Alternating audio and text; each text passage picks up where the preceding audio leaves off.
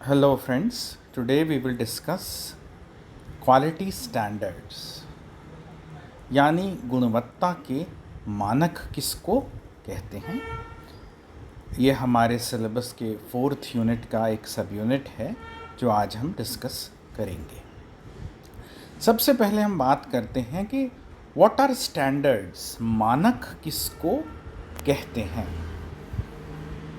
कोई भी अच्छी चीज़ होती है, एक क्वालिटी की होती है, उसको हम मानक बना लेते हैं। जैसे मैं इसका एग्जांपल दे के आपको समझाऊं कि स्टैंडर्ड्स किसको कहते हैं। लेट अस से आप हैं और आपकी कोई कज़न है, वो कज़न बहुत अच्छे नंबर लाती है, बहुत मेहनत करती है, तो आपके घर वाले कहते हैं देखो तुम्हारी बहन है, देखो कितनी मेहनत करती है, कितने अच्छे नंबर लाती है। तो वो एक मानक बन गया, वो एक स्टैंडर्ड बन गया और आपके घर वाले चाहते हैं कि आप भी उसी की तरह मेहनत करें और अच्छे नंबर लाएं। तो ये तो हुई मानक की बात। अब मैन्युफैक्चरिंग के अंदर या सेवाओं के अंदर मानक क्या होते हैं, ये हम डिस्कस करेंगे अपने इस पीपीटी प्रेजेंटेशन के द्वारा।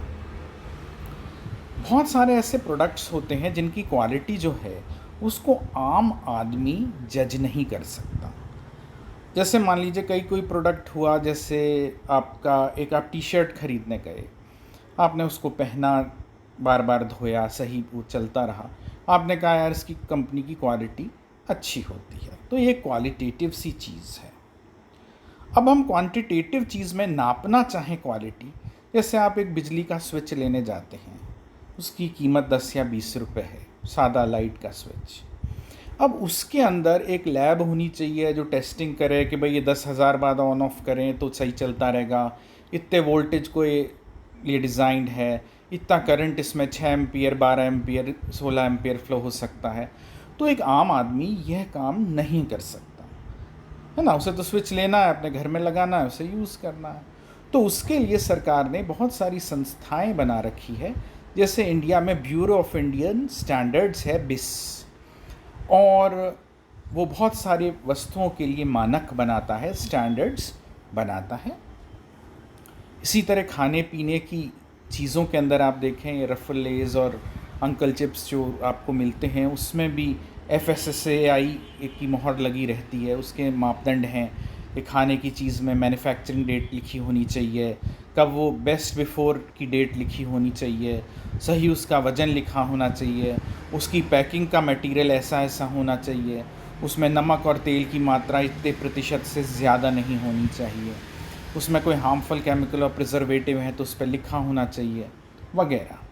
तो ये चीज़ कहलाती हैं मानक या standards.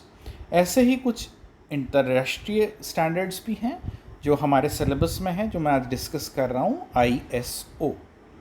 ISO means international organisation for standardisation, यानी ISO का नाम है अंतर्राष्ट्रीय संस्था जो मानक बनाती है वस्तुओं के लिए, चीज़ों के लिए। जैसे आपका मोबाइल है तो कुछ फ्रीक्वेंसीज़ पे वर्क कर सकता है, भारत सरकार ने भी वो निर्धारित कर रखी हैं। कुछ अंतर्राष्ट्रीय यूनियंस हैं, उन्हीं फ्रीक्वेंसीज़ पे वर्क करने वाले मोबाइल आपको दिए जा सकते हैं।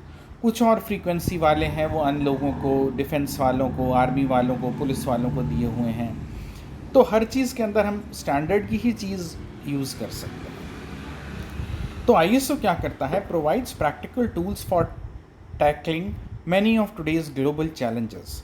हमारे को जो अंतर्राष्ट्रीय चुनौतियां हैं उनको कैसे हम फेस कर सकें, उसके लिए काम करता है। जैसे मैंने मोबाइल का एग्जांपल दिया, तो ऐसा नहीं होना चाहिए कि जो मोबाइल आपको हिंदुस्तान में काम कर रहा है, आप ज़रा से दूर विदेश गए, उन फ्रीक्वेंसीज़ पे वो वर्क नहीं कर पाए। तो अंतर्राष्ट्रीय स्टैंडर्ड होने चाहिए। Can improve internal and external communication of management procedures. आंतरिक व बाह्य जो संचार है मैनेजमेंट या प्रबंधन के अंदर विभिन्न पद्धतियों द्वारा वो संभव हो सके। Not be suitable for socially enterprising organisations. सामाजिक रूप पर जो संस्थाएं हैं उनके लिए यह विशेषकर रूप से लाभकारी नहीं रहेगा। Quality areas of ISO।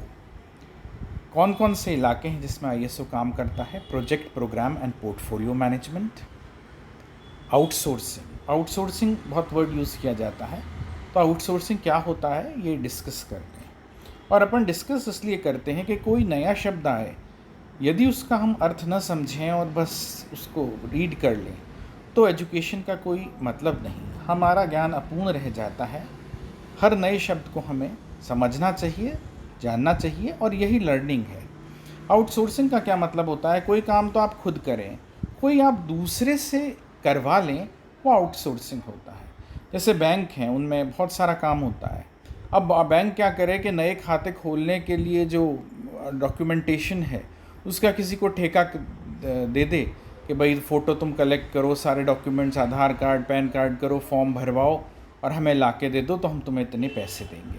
पर हमारे खुद के स्टाफ पे इतना समय नहीं है कि हम ये काम खुद कर सकें, तो बाहर का काम जो हमने करने के लिए किसी और को दे दिया, that is called outsourcing.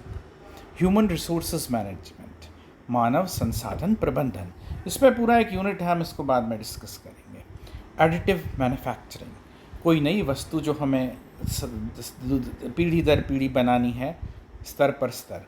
Risk management, जोखिम का प्रबंधन। आईएसओ 9000 फैमिली, आईएसओ 9001 2008 में बनाया गया and sets out the requirements of quality management system. जो प्रबंधन है उसको जो गुणवत्ता चाहिए उसके स्तरों को इसमें निर्धारित किया गया और इसका वर्ष था 2008। ये बहुत पुराना हो गया है, अपने सिलेबस में है हल्का सा, तो उसका अपन इसमें यहाँ पे देख रहे हैं। उसके बाद ये कई बार इम्प्रूव हुआ, जैसे ISO 9000 2015 covers the basic concepts and language. आपने बहुत सारी चीज़ों के ऊपर देखा होगा, जिस कंपनी ने बनाया है उसके नाम उसके ऊपर लिखे होते हैं और लिखा होता है आईएसओ 2015 कंपनी, यानी उसने मैनेजमेंट के अंदर और अपनी क्वालिटी कंट्रोल के अंदर आईएसओ के इन स्टैंडर्ड्स को यूज़ किया है।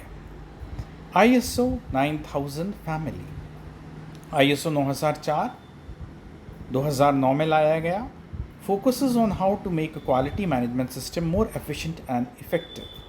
तो जो पुराना सिस्टम था उसको और दक्ष और बेहतर बनाने के लिए इसमें बहुत सारी रिकमेंडेशन दी, बहुत डिटेल्ड है ये।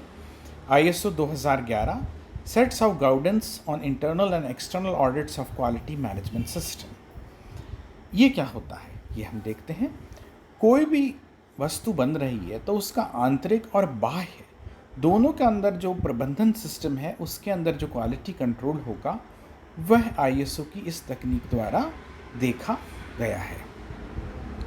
आईएसओ 9001 2008 में sets out the criteria for quality management system and is the only standard in the family that can be certified to, can be used by any organization large or small regardless of field of activity। ये 2008 वाला जो system था ISO का, ये छोटे बड़े सभी वस्तुओं के अंदर लागू हुआ। ऐसा नहीं कि एक बड़ी कंपनी को ही ज़रूरत थी, एक छोटी संस्थान, एक माइक्रो ऑर्गेनाइजेशन भी कैसे गुणवत्ता पे ध्यान दे, ये विशिष्टताओं को ये पढ़ते हुए किया गया था। Based on the quality of number of quality management principles including a strong customer focus, the motivation and implication of top management, the process approach and continual improvement. इसके अंदर कुछ विशिष्टताएं थीं जिसमें ग्राहक को एक विशिष्ट स्थान दिया गया, कैसे हम बेहतर से और भी बेहतर वस्तुएं बनाएं, यानी हमें कहीं रुकना नहीं है इसमें प्रोसेस में। हमने जो बनाया है उससे कंटिन्यूस इम्प्रूवमेंट प्रोडक्ट्स के अंदर करते रहें, और ऐसा नहीं है कि हमने कहा कि हम भाई सबसे अच्छी चीज़ बना चुके, ये अब रुक गया मामला, नहीं। इसके अंदर था जो बना है उससे और बेहतर कैसे बनाया जाए। और इसका सबसे अच्छा एग्जाम्पल आप देखें, आजकल के मोबाइल्स हैं। आप कितना भी जीबी का ले आएँ, इतने हार्ड डिस्क की रैम है, ये है वो है, आप देखते हैं नए नए फीचर्स, नए नए एप्लीकेशंस के साथ और भी नए मोबाइल्स आते रहते हैं। तो इसी तरह के स्टैंडर्ड्स की वजह से ये पॉसिबल हो पाया है। Helps ensure that customers gate consistent good quality products and services which in turns brings many business benefits. इसके अंदर ग्राहक को लगातार उच्च कोटि की वस्तुएं और सेवाएं प्राप्त होती रहते हैं, जिससे किसी भी बिज़नेस को मुनाफा और फ़ायदा होता चला जाता है, क्योंकि ग्राहकी बढ़ती है, गुणवत्ता की वजह से नाम अच्छा होता है कंपनी का। और आजकल इतना कंपटीशन है कि हर आदमी अपना ब्रांड चेंज करने की सोचता है अगर जो उसे उससे संतुष्टि नहीं मिलती है।